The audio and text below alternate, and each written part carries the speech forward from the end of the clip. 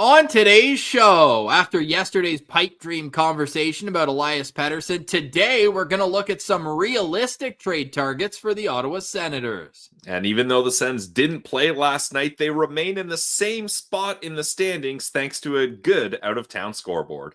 This is Brady Tkachuk, and you're listening to the Locked On Senators podcast.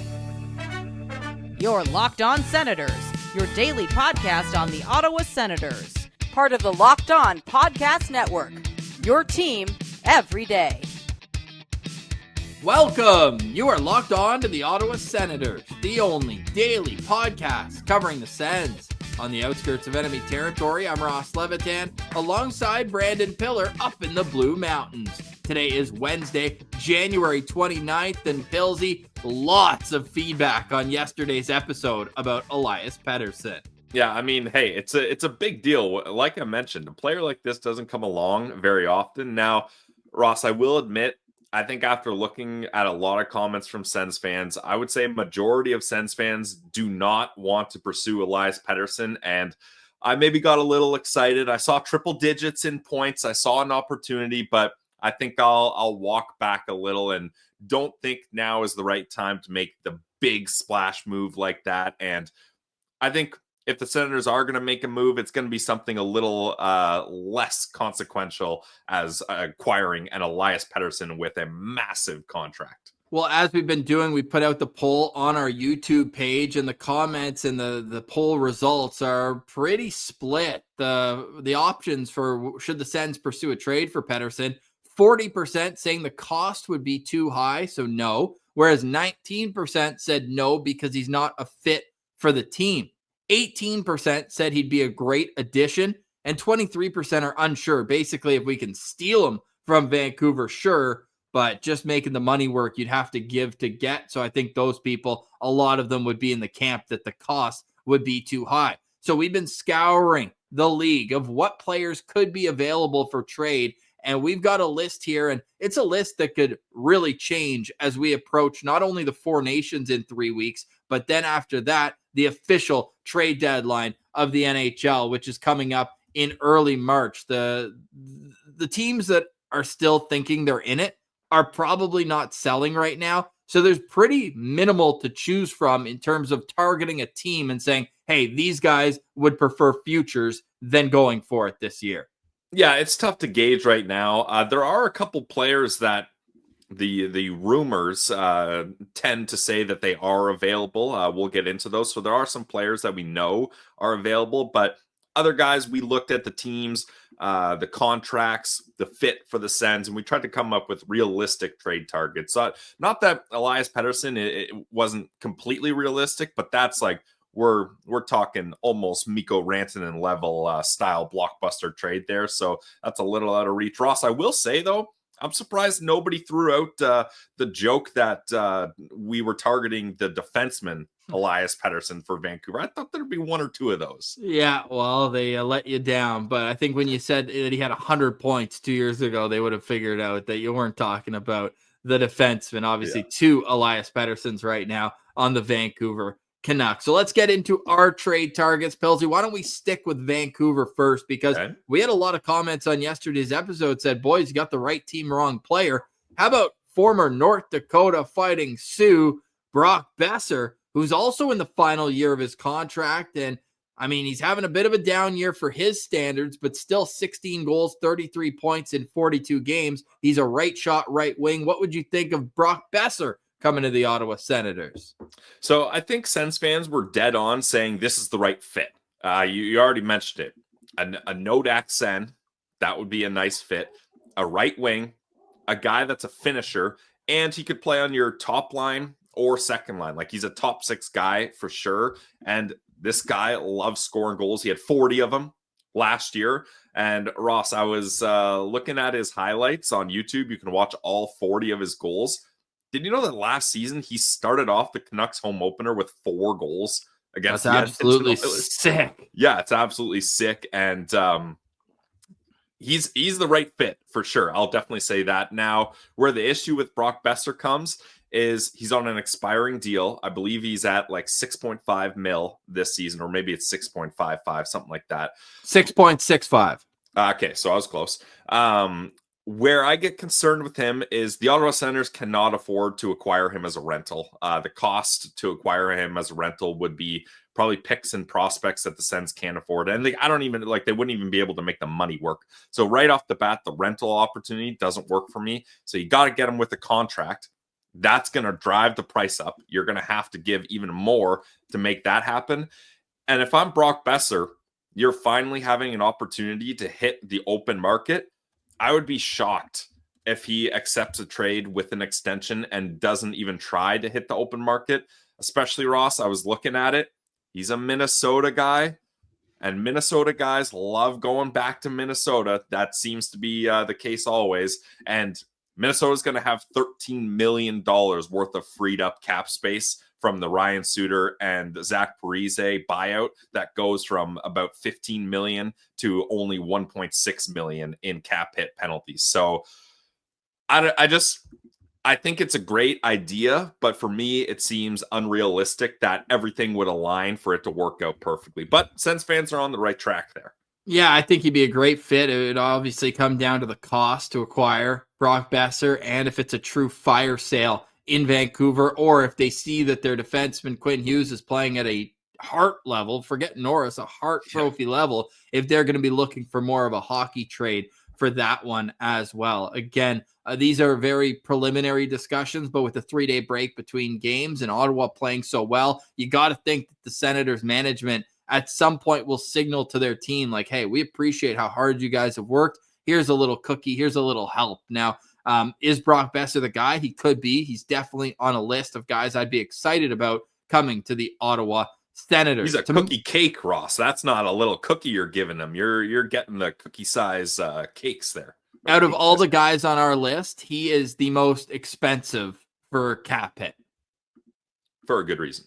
Yeah. So that gives you some perspective on that one. Another one of a team where they're still in it. They're in the division. So do I think it's realistic? Maybe a little bit less, because I don't know if they'd want to trade this in the division. However, also on an expiring contract, I was looking at guys, before we get to more names, I think I'm looking at more of a prototype. I want a guy who can play bottom six, center, or move on the wing if need be and play in a top six role for little stretches. I want versatility in this position, and that's why I think Trent Frederick would be a great addition for the Ottawa Senators. Look, I don't expect him to hit 40 points again like he did last year. He's at 14 this year in 50 games, but he can hit, he can fight, he can kill penalties, he can be a guy at the net front. He's a disturber. I just think that he would be one of those guys with playoff experience that you bring in and say, okay, this shows that when we get into the trenches in a 7-game series, this guy is going to be on the front lines. Yeah, I think you're on the right track there, and he is a guy that is on the trade block as far as rumors go. His name's been mentioned. Yeah, Ross, the Boston Bruins would never trade away a talented player to the Ottawa Senators, right? That just, you can't see that happening. But that is the type of player you're looking for, and I think Zach Ostapchuk has done an okay job, and I think he's the type of player that will be an effective bottom six guy.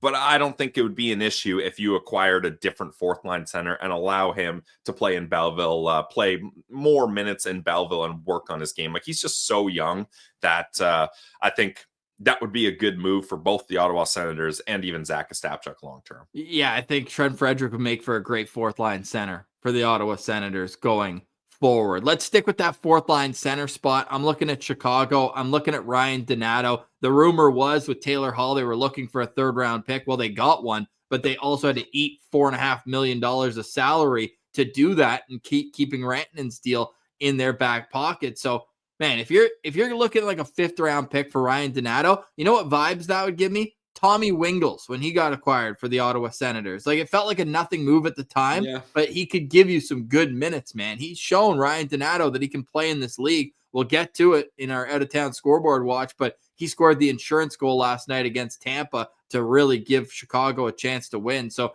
he'd be a guy I'd be excited about if the Senators bought low and just didn't give up much, but were able to add him as a 4th-line center.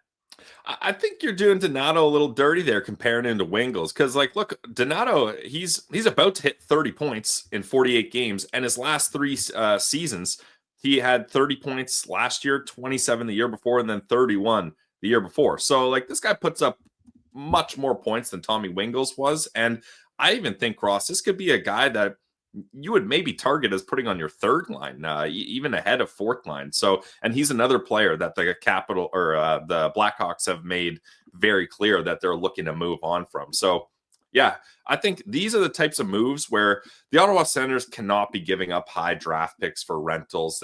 I would say they can't even be giving up prospects for rentals. Like, you got to be looking at third picks or later. And he's the type of player that I think Chicago would be interested in doing that, as they know they're well far out of it, and they're just trying to save some money here, as ticket sales are not great in Chicago as well. And that's what Elliot Friedman mentioned. The reason they were in on that deal is they weren't going to get a third round pick for Hall just straight up, and they actually save more money by taking on part of Rantanen's salary than if they took on all of Taylor Hall's salary. It's like $500,000, but I mean, that's where they're at right now. Yeah, so that's a good option. This one's an expensive option, Pilsy, but a guy with experience. He's won a Stanley Cup, or two Stanley Cups, right? With the Tampa Bay Lightning. But it's Yanni Gourde, who's having an okay season in Seattle. Everything seems to be going wrong there. This is one you'd need retained salary from Seattle's behalf. He's on the hook for the final year of a $5.1 million AAV. He does have a 23-team no trade list, or it is a trade list, sorry. So he can't be traded to 9 teams in the NHL. That said, French-Canadian guy, I think he would be someone who could potentially waive to come to Ottawa. And again, would be a fourth line, grinded out experience. Hey, we need some more leadership in the bottom six. He would be a great fit as a fourth line center. Obviously not for that contract, but if they could hold some money on that, I think he'd be a nice fit in the room too. Yeah, I mean, hey, we love French Canadians here on the Locked On Senators podcast, so bring more to the team. Why not? But I think you're probably looking at him as a third line guy as well, especially Ross. Like, even if they retain 50%, you're still looking at a like $2.5 million contract, which isn't a lot, but you still probably have to make something work to fit that in. So I like the idea, but I don't see how it works, unfortunately. Well, let us know in the comments about those names. And on the other side, we got some wingers and one defenseman to target. We'll also look at the out-of-town scoreboard. We'll wrap up today's show with our SensCentral Citizen. Alex joined the show. You're listening to Locked On Senators, your team every day. Today's episode is brought to you by our friends over at FanDuel. Super Bowl 59 is here. One game, two teams, the Kansas City Chiefs, obviously, and the Philadelphia Eagles, but endless possibilities. And there's no better way to make every play more exciting than with FanDuel Sportsbook. Whether it's predicting the first touchdown, calling the MVP, betting the coin toss, or the over-under on time on the national anthem being sung, FanDuel makes it easy to get in on the action. With live betting all game long, you can adjust your bets as the game unfolds and feel the thrill from kickoff to the final whistle. The live betting feature lets you stay involved no matter what happens on the field, and the app is super easy to navigate. Plus, knowing that you can place a $5 bet and potentially win $200 in bonus bets for the Super Bowl, well, that's just the icing on the cake. Download the app or head to FanDuel.com to get started. Bet just $5, and if you win, you'll score $200 in bonus bets. That's FanDuel.com. Bet with FanDuel, official partner of Super Bowl 59.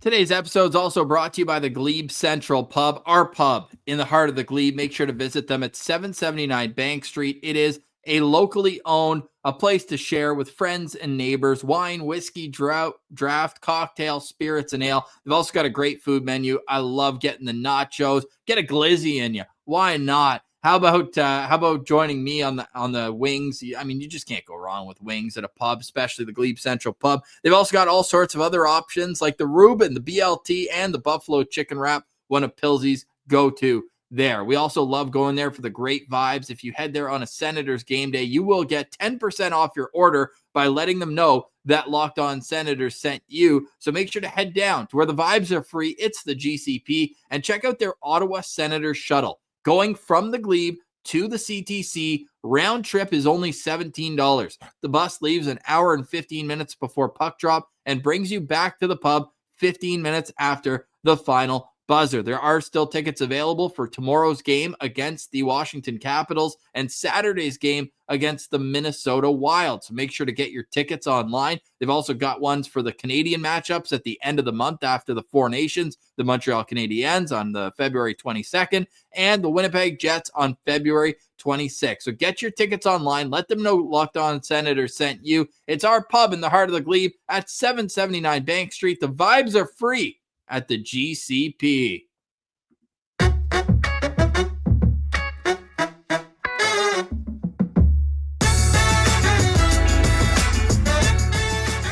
All right, Pilsy. So we are trade targeting today for the Ottawa Senators. We've already discussed a few names, options: Trent Frederick, Brock Boeser, Ryan Donato, Yanni Gourde. Well, if you want a little bit more scoring in a player that is available or could be available, how about Mikael Granlund having an outstanding bounce back year with the San Jose Sharks? What are your thoughts on adding Mikael Granlund at 32 years old to the mix? Well, Ross, when I've claimed that people are dishers or not a disher, it's never backfired on me. So here I go with Mikael Granlund, more of a disher, as typically he gets a bunch of assists. In 2021, 2022, he had 53 assists in a career year where he had 64 points. Right now, though, he's scoring goals. He's about to hit, projected to get 20 goals for the first time in 80 games. He's projected to get 24 assists, 45 points for 69 points. That'll be a career high if he hits those projections. He's kind of finding new life with the San Jose Sharks. I don't mind the idea, Ross, but that's another $5 million cap hit. But he would be more of a middle six guy. Like, he's not a top center, in my opinion, but he could play second or third line. He's the kind of guy who would look good on Timmy's wing. Yeah, definitely. But again, though, I know he's scoring more goals than usual, but that would just give me ideas that, okay, you're putting another disher with Timmy. Like, we need someone that thinks pass as a third or fourth option, and the first two are shoot. Yeah, I don't disagree with that. But I got expensive taste, Pilsy. I get that. But at the same time, like, we see it every year. Teams are creative. Teams are able to get these caps under them. Like the Leafs the other year, they were right up against the cap, and they go out and they add Jake McCabe and a bunch of other guys. And it's like, how'd you do that? So we need a how'd you do that kind of trade for the Ottawa Senators. That's what I'm getting at here. Yeah, let's get our analytics department on it. Figure it out. Cap specialists, capologists. There's another forward that I know you were interested out of Buffalo. Yeah, I mean, there's a couple. I think JJ Peterka obviously would be the top candidate, but if Buffalo moves him, they're crazy, and the cost to get him would be nuts. It'd be nice if they just drafted him, Ross, but getting him on Timmy's line would be absolutely amazing.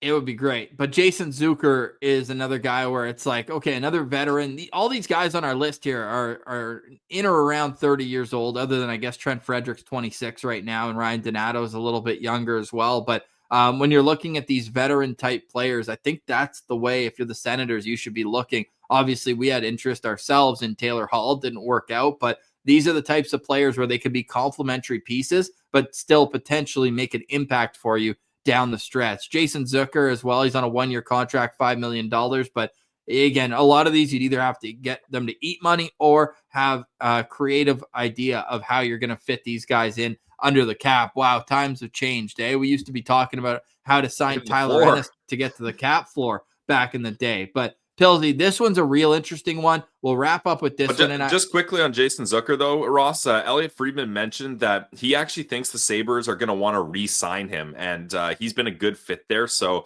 I'm not sure if they'll see, obviously they're way out of it, if they'll see if they want to try to recoup some assets, or they're like, hey, eventually we got to start keeping guys that work here, because every player that seems to leave Buffalo ends up playing much better. So it'll be interesting to see if they actually decide to keep him or not. And he is at a $5 million cap hit. So again, even if they retain 50%, you're looking at 2.5, and that's going to cost you more if you get them to retain. So not sure that one fits either.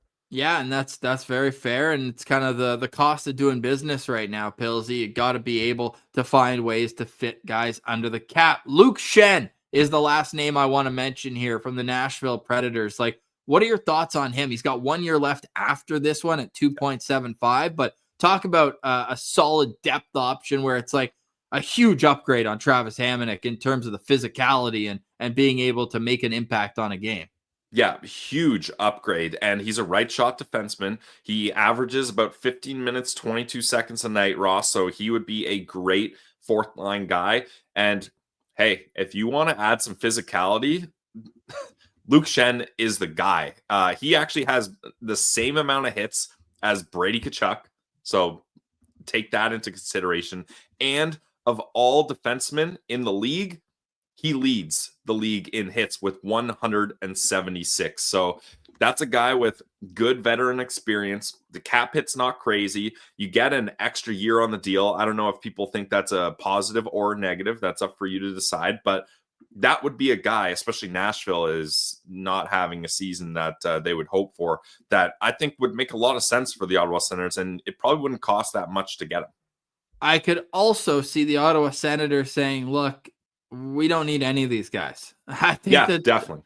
I think Steve Staios might be pretty steady, two hands on the wheel, not hitting the gas too hard, and saying, look, we made 2 signings this offseason up front for a total of $6.6, I believe, million dollars. When you add Noah Gregor in there too. True, but he's a league minimum. I'm not too worried about that. I'm more worried about getting David Perron going because look, if David Perron was playing for the Buffalo Sabres and he had, let's say, 25 to 30 points, he would be on this list right now. But unfortunately, has 0 points in 12 games now? Yeah, it's not great. And I think you make a good point there. That's $6.6 million tied between up him right and Amadio is the other one. Yes.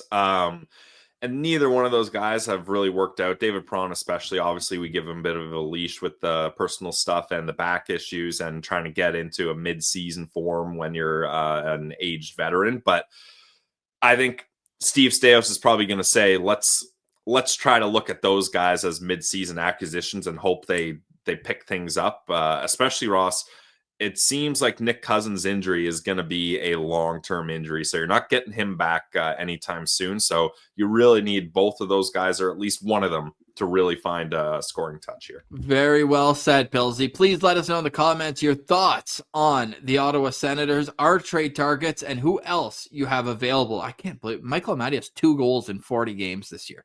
Yeah, 14 last year, 16 the year before. Yeah, he was playing higher up in the lineup in Vegas, but still, this is not what we expected. Still, he's doing some good things defensively, but still, you need a little bit more output offensively than that. I will mention, though, the Senators are undefeated in regulation when Michael Amadio gets a point this year. The Sens are 9-0-1 when Amadio finds the score sheet. So on the other side, we'll look at the out-of-town scoreboard, as we've already promised, and we'll get to our SensCentral Citizen. You're listening to Locked On Senators, your team every day. Today's episode is also brought to you by our friends over at Game Time. Attending NFL playoff games is so unforgettable, and it brings fans together. Game Time has a new feature called Game Time Picks that makes getting tickets for events even easier. It filters out the fluff to show you only incredible deals on great seats, so you don't have to waste time searching through thousands of tickets. Ross, there's only one NFL playoff game left. It's the Super Bowl. Heard of it? And you can get tickets. There still is tickets on Game Time, Ross. The lowest ticket I'm finding, though, I'm on the Game Time app right now, $5,690 gets you into Super Bowl 59. So that's USD. That's USD as well. So, hey, if you want to go into a Super Bowl in New Orleans, that would be a crazy time. Kendrick Lamar performing at halftime. So if you want to go, check out Game Time, and their super deals are really impressive. You get the best value for the event. The app has features like seat views, so you can view your seat before you buy, and I love this one, all-in pricing. Turn the all-in pricing feature on so there's no surprise fees at checkout. You get your total dollar amount right off the top. Take the guesswork out of buying tickets with Game Time. Download the Game Time app, create an account, and use code LOCKEDONNHL for $20 off your first purchase. Terms apply. Again, create an account and redeem code LOCKEDONNHL for $20 off. Download Game Time today. Last minute tickets, lowest prices guaranteed.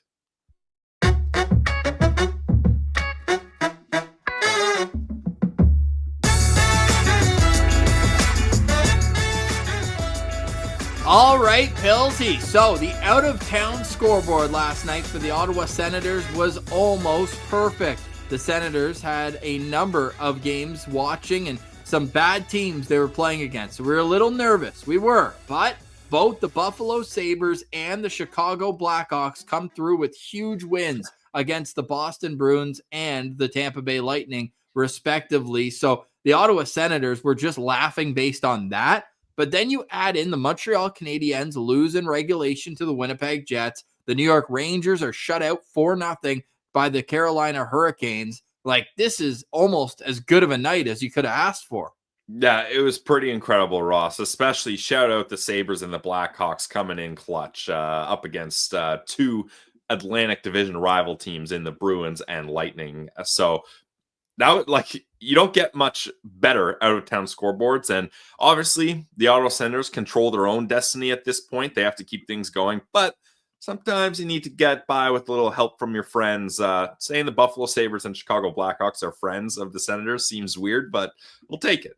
They are today. They are today. Now, the only game that didn't go Ottawa's way on the out-of-town scoreboard was the New York Islanders, who've won 5 in a row since losing to the Ottawa Senators. So they're on a run here. We put the done chain on them, Ross. I know. They've jumped now? all the way up to 8th in the Eastern Conference, but they're 1 point back of Philly and the New York Rangers, and they got games in hand on both those teams. Them and the Tampa Bay Lightning are the only Eastern Conference teams that have not reached 50 games. Both are at 49. Everyone else is at either 50, 51, or 52. So I mean, I stick with, like, they're not going to stay this hot. And with this enormous hot streak, they're still 5 points back of the Ottawa Senators, but it is that close in the Eastern Conference. And we almost added Brock Nelson to our trade bait board, but just being a centerman, and that's a position of strength for the Sens, we just didn't think it made a lot of sense. But that out-of-town scoreboard got me so fired up that I'm looking at the 5-game slate tonight, and we got a couple other games, but these are going the other way. We're looking up in the standings tonight. Yes. We're looking at the Toronto Maple Leafs losing to the Minnesota Wild, and we're looking at the LA Kings to beat the Florida Panthers. The two teams ahead of Ottawa right now in the Atlantic Division are both playing Western Conference teams. So get your pom-poms on for the Minnesota Wild and the LA Kings tonight, and then we're going to be looking for the New Jersey Devils to beat the Philadelphia Flyers, keep them as far down in the wild card race as possible. Pittsburgh's they're so done, but they're in Utah tonight, and I would love to continue watching them crash and burn. Look, Sidney Crosby's having to go to the media now all the time saying, no, I'm not looking for a trade. Oh, funny how the tables turn, right? Like that's been our story for how long? Like, that guy's not available. That guy's not available. So I would say it's not making me upset seeing another fan base and team go through that. No, especially the Pittsburgh Penguins. The Minnesota Wild up against the Leafs, Ross. That'll be interesting because Kirill Kaprizov, he's going to be out for at least 4 weeks. Now, that helps the Sens when Minnesota comes to play Ottawa, but hopefully they can find a way to get it done up against the Leafs without him. Sens on the ice for practice right now, and Nick Jensen is back in a regular jersey. Funny enough, though, TSN 1200, as I say that, say Jensen not on the ice for practice, but Graham Nichols has a picture of him on the ice at practice in a regular jersey. So I'll go with the visual evidence on that one. Shout out to Graham Nichols for getting that one. But Linus Ullmark also out there in his Team Sweden pants. So I guess as of now, he still thinks he's going to the Four Nations. Darn. Don't love to see that. I mean, I don't know. Yeah. We'll see how this all develops. But hopefully he's on the ice for the Ottawa Senators tomorrow night when they take on the Washington Capitals. We'll have a game day preview tomorrow. For now, let's get to our SensCentral Citizen. Here is Alex. All right, we now welcome on this week's SensCentral Citizen. It's Alex coming to us from Britannia in Ottawa. What's going on, Alex? How you doing today? Good, thanks. How about you guys? Doing fantastic. We're trying to kill some time here until the next Senators game. How are you spending these extra nights without Sens hockey? Just trying to keep myself busy. It's hard to keep. It's hard to be without Senators games. I miss watching the Senators when they're not playing. Yeah, for real. So let's get into how you became an Ottawa Senators fan, Alex. Just grew up here, just starting like the Senators when they first came here. I've always they're my hometown team. Yeah. So what year were you starting to be all in with the Senators? Were you following them right from 1992? Pretty well. More later 90s as I go a bit older. So Yeah, what was your more first Sens memory? My first real Sens memory would be, I guess, when Duchesne scored the goal to get them into the playoffs in '98. I think it was. Who were your first favorite players for the Ottawa Senators? I would say Jason Spezza. I liked a lot. Yeah, and I like McEachran also. Just how awesome was it to see the pizza line reunited in Ottawa? Because obviously Jason Spezza, 1/3 of that line with Daniel Alfredson and Danny Heatley. Did that bring back some nostalgic memories for you? Yeah, I remember watching Spezza, like when he ran around Surrey there. I remember that one too. Yeah. Oh, that's an all-time Spezza goal. Yeah, that was all time against Montreal too. Just chef's kiss on that one. Alex, what are your favorite playoff moments for the Ottawa Senators? Do you have any series in particular that stand out? Even though they lost in 2003, the New Jersey one where Phillips scored that goal for Game 7, and the Alfredson one when they went to the Stanley Cup final. So let's get to the game, the team now, Alex. What are your thoughts on the season so far? They're doing really well. I'm really, they're have really good expectations this right now. Yeah. Now, who on the team has impressed you the most? Like when you're looking at where the Ottawa Senators are, which player are you kind of cluing or zooming in on, being like, thank God this guy figured it out. That's keeping us alive here. I would say Nick Jensen I like a lot, and before he got injured, Allmark. Yeah, I mean, two good choices there. So you must have liked Steve Stamkos' summer, hey? Yeah, I did actually. I liked Steve Stamkos' summer, even though he hasn't been healthy. David Perron, I like that signing, but hopefully this is a 1-year write-off. Hopefully next year he can bounce back. Whoa, we're already writing off the whole year? Alex, come on, man. We need him. Yeah. But hopefully he can. Hopefully in the second after the Four Nations he can get going. That's better. That's better. Give me some hope. And carried into next season also. Love that. So the Sens are third in the division right now. How confident are you that they will finish the year in a playoff spot? I'm pretty confident, either third or in the wild card spot. I like that. So if they do make the playoffs, who would you prefer to play in the first round? Let's get really far ahead of ourselves. Either Toronto or Florida. I don't really have a preference. I would like to see either Toronto, the Battle of Ontario, or the Kachuk brothers play. Okay. Man, Ross and I always talk. Florida's probably the one team we don't want to see. Second. I don't want to play Carolina in the playoffs, especially. Yeah, true. Because Florida always seems to have Ottawa's number. Now, sure, the Sens have had a couple good games up against them, the home opener this year, one of them. But I don't know, in a 7-game series going up against the Stanley Cup champs, that's tough. Yeah. Good road games, though. We'll be happy about that. Alex, final question for me. Really appreciate you jumping on, man. This has been great. What's your X factor player for the down the stretch? Not Linus Allmark. We know goalies are so important, but in terms of a player where if he plays well in the next 30 games, it'll guarantee a playoff spot. Drake Batherson. Oh, why Drake Batherson? Why Drake Batherson? I would probably say if he can get going, get some goals, get out of his goalless streak, I think they could yeah, I think you could add that scoring punch to the Senators, help out Brady and that kind of and Stützle.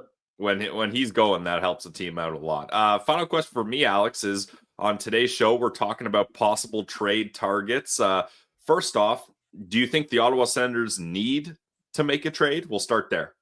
As a fan, yes, but not necessarily. But like to be entertained, I would say yes. Nice. Yeah. We like it for Yes. entertainment value as well. So if you do want a trade to be made, what's you don't have to name a specific player, but what type of player are you looking for? Are you looking for top 6 forward, bottom 6 forward, top 4 D, depth D, goalie? What are you targeting? Either a scoring forward or a depth forward and a defenseman. 2 moves would be nice at the trade deadline. I Yeah. think the team deserves it, even if they're just depth moves, but I think the team deserves a little reinforcements going down the stretch. Alex, we appreciate you jumping on the show. People can follow you on Twitter at Winston Alex. We appreciate you, and we'll do this again down the road. Yeah. Thank you for having me, guys. All right, Pillsy, another great show here today for Locked On Senators. Thanks to Alex for joining us. Thanks for everyone for watching, listening, engaging with the show. Any final thoughts from you today, Pillsy? Let's get Sens hockey back, Ross. I know, like a 3-day break, this seems like forever. I know we were talking about how crazy the schedule is, but I miss it. And I don't know how we're going to survive in the Four Nations face-off break because when the Sens are doing this good, I want my Senators fixed. So let's get back to hockey.